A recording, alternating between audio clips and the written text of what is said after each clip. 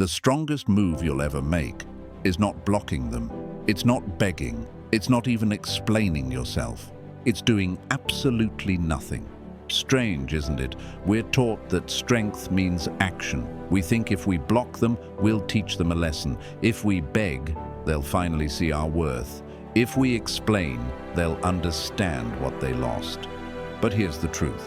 Every time you block, you announce your pain. Every time you beg, you hand them your power. Every time you explain, you give them the closure they don't deserve. But when you do nothing, when you walk away, calm, silent, and unbothered, that's when the panic sets in. Because silence is not emptiness. It's the loudest answer they'll ever hear. The human mind can handle anger. It can handle rejection. It can even handle hate. But it cannot handle mystery. When you vanish without a fight, you don't just confuse them. You expose them to the one thing they fear most, the unknown. And that's why Stoicism teaches the best answer to insult is silence. A Stoic doesn't waste time explaining. A Stoic doesn't waste energy proving. A Stoic understands real power is calm and silence is strength. And today, I'm going to show you exactly how to use this ancient wisdom, how to stop feeding their ego, reclaim your dignity, and let your absence speak louder than 1,000 words. So don't block them, don't beg, don't explain.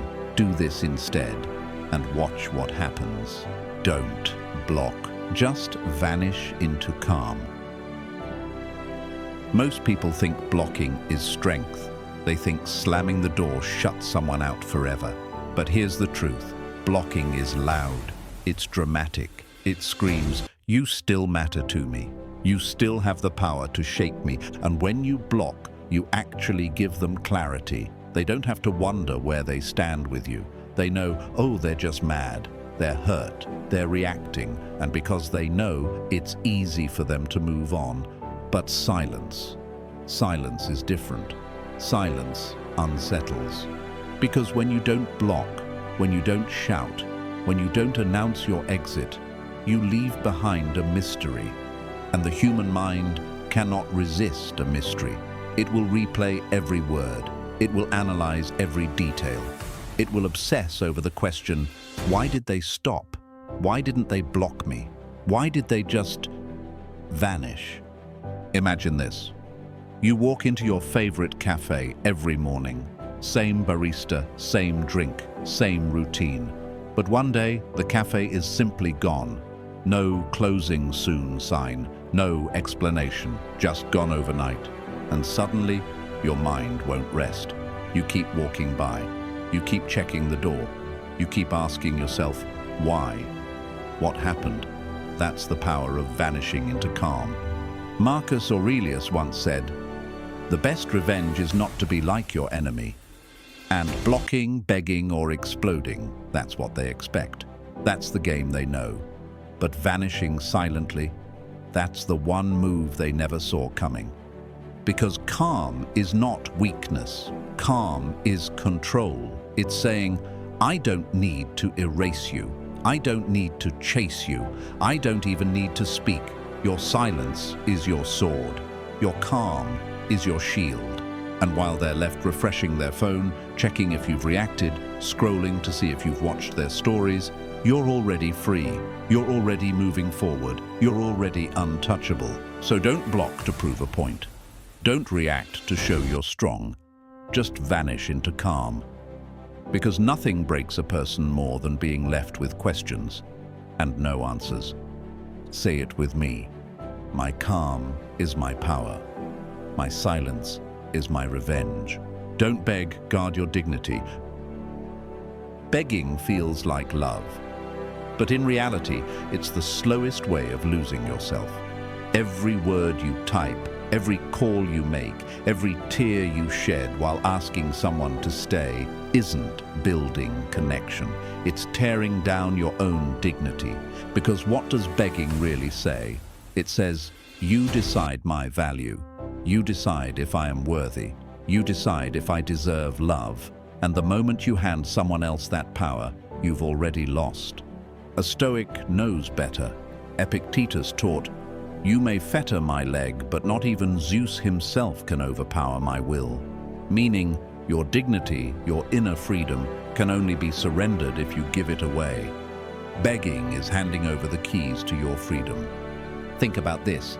Have you ever seen a king, crown on his head, robe on his shoulders, get down on his knees and beg a servant to recognize his throne? Never. Because his crown doesn't depend on their approval. It's already his. But that's exactly what begging does. It takes your crown off your head and places it in their hands. And here's the cruel truth. Begging doesn't win love. It wins pity. It doesn't make them respect you. It makes them see you as replaceable. When you beg, you give them the comfort of control. You reassure them, I still matter. They still need me. I can come back whenever I want. You think you're holding on, but in reality, you're training them to take you for granted. Now imagine this. A street performer plays music on the corner every single day. People walk by, barely noticing. They assume he'll always be there, same place, same time. But one morning, he's gone, and suddenly the silence is deafening.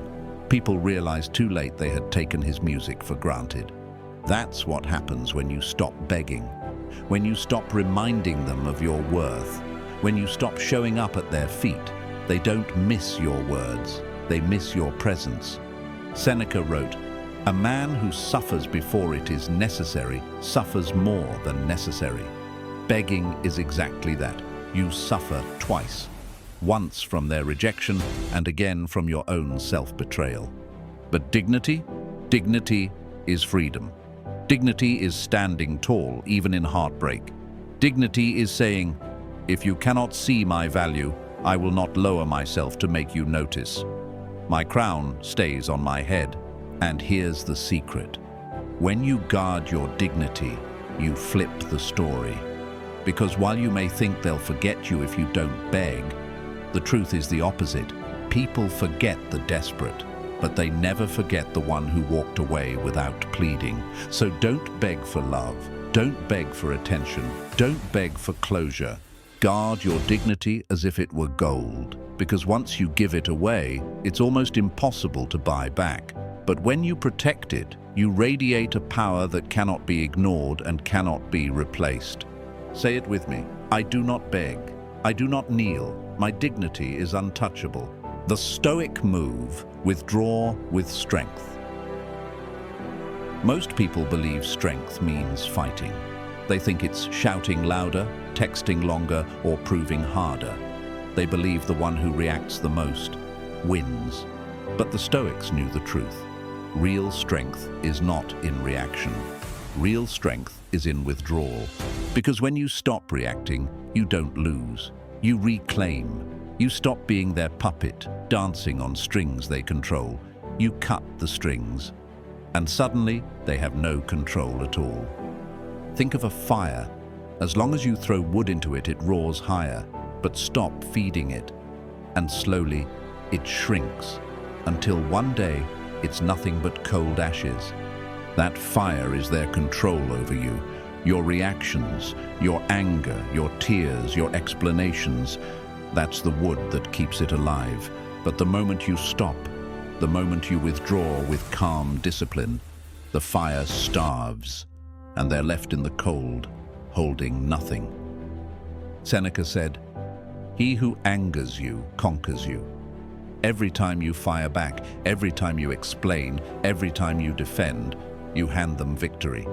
You think you're fighting for your place, but really you're proving you can be controlled. Withdrawal breaks that cycle, because it doesn't just take away your words, it takes away their stage. Imagine this.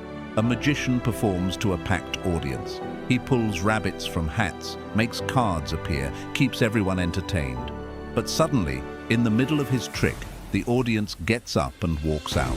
No booing, no clapping, no explanation, just silence and empty seats. Now the magician is powerless, because his power depended on an audience. Without one, His tricks mean nothing. That's exactly what happens when you withdraw. You don't slam the door. You don't scream goodbye. You simply step away, and their performance, the manipulation, the drama, the control, collapses in silence. But let's be real. Withdrawal isn't easy. It feels like you're losing. It feels like you're the one being punished. Your mind whispers, maybe I should check in. Maybe one message will fix this. But that's the trap. Every time you break your own silence, you rebuild the strings they once pulled. Every time you re-engage, you prove they still matter more than your peace. Withdrawal demands discipline. It demands that you trust yourself more than you trust your emotions. It demands that you sit in silence long enough for the fire to die on its own. And here's the paradox. The longer you stay withdrawn, the stronger you become. Because your calm becomes their chaos. Your silence becomes their question. Your absence becomes their regret. Epictetus taught, "No man is free who is not master of himself."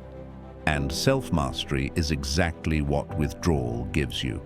Not mastery over them, but mastery over you. Because once you withdraw, you realize you never needed to fight for your value. You never needed their reaction to prove your worth.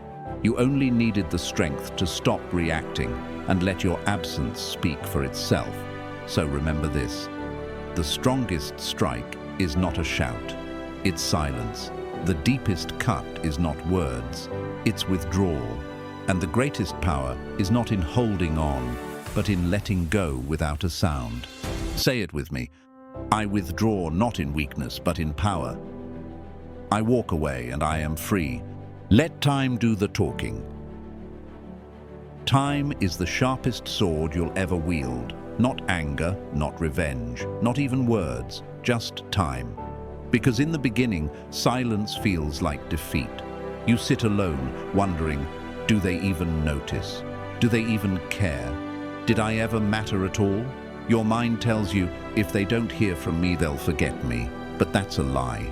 Because time is not your enemy. Time is your greatest weapon. At first, they won't feel your absence. They'll laugh. They'll post pictures. They'll convince themselves they're free. They'll think, I can always go back. They'll still be there waiting. But days turn into weeks, weeks into months. And slowly, the silence starts to whisper. Then it starts to echo. And then it begins to scream. Because people don't miss you when you're still there. They miss you when you're gone. They don't regret when you explain. They regret when there are no answers left to explain. Marcus Aurelius said, "Time is a river of passing events. And when you step out of their river, the current of life pulls you forward. But them, they're stuck, standing in the same place, watching you drift away. The further you go, the more they feel the distance, and distance always creates longing." Think about it. Have you ever owned an old pair of shoes? They fit perfectly, so comfortable you never thought about them. Then one day you replaced them with something new.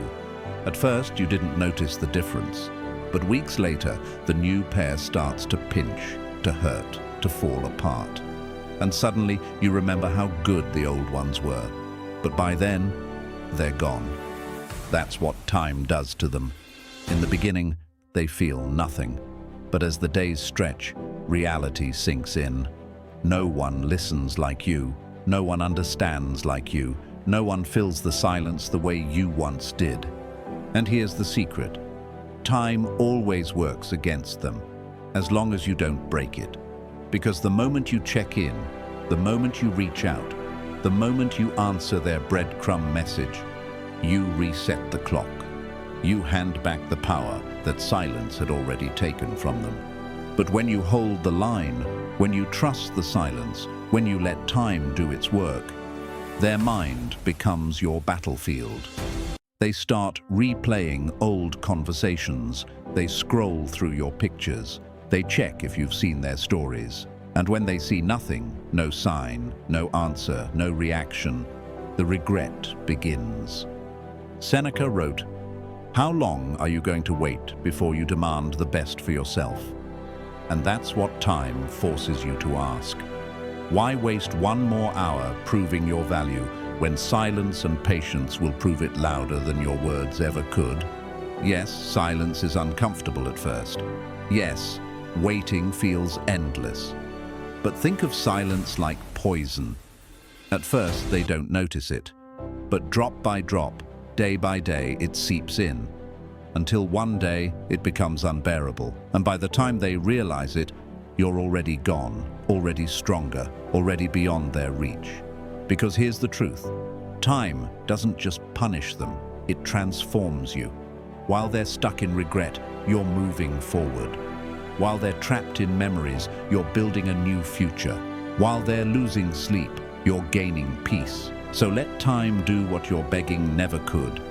Let silence do what your words never did. And let patience deliver the justice your anger never achieved.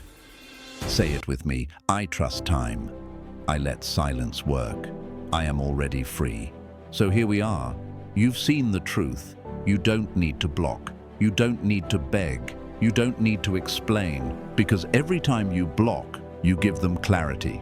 Every time you beg, you give them control. Every time you explain, you give them closure. But when you do nothing, when you walk away calm, silent, and unshaken, that's when the real power begins. This isn't about them anymore. This is about you, about the person you choose to become. Because Stoicism was never about controlling others. It's about mastering yourself. Marcus Aurelius wrote, "You have power over your mind, not outside events. Realize this and you will find strength." And that's exactly what you're doing here. You're reclaiming the one thing they can never touch, your mind, your dignity, your calm. So from this day forward, remember these truths. People don't regret when you cry. They regret when you vanish without a word. They don't miss you when you beg. They miss you when your silence becomes louder than any speech. They don't respect explanations. They respect mystery. They respect calm. And when time does its work, when weeks pass into months, when their new distractions lose their shine, when their nights grow longer and quieter, it won't be your voice they hear. It will be your silence echoing in their mind. But here's the beauty. By then, you won't even care, because while they're stuck in regret, you'll be living, you'll be growing, you'll be free. Seneca said, "It is not that we have a short time to live, but that we waste much of it. So don't waste another second chasing those who never saw your worth. Don't waste another tear on those who took your crown for granted. Guard your dignity, protect your calm, stand still, and let time do what your words never could." Now, if this spoke to your soul, I want you to claim it right now. Write it in the comments. My silence is my power. My dignity is my shield. My calm is my revenge. Every time you type it, you remind yourself who you are becoming. Not a beggar, not a reactor, but a stoic, unshaken, untouchable, unforgettable. And if you're ready to take this journey further, hit that like button, subscribe, and turn on notifications, because in the next video, I will reveal the 3 ancient Stoic laws that make you untouchable in love, in loss, and in life. This is not the end. This is your beginning. So remember, stay calm, stay strong, stay stoic.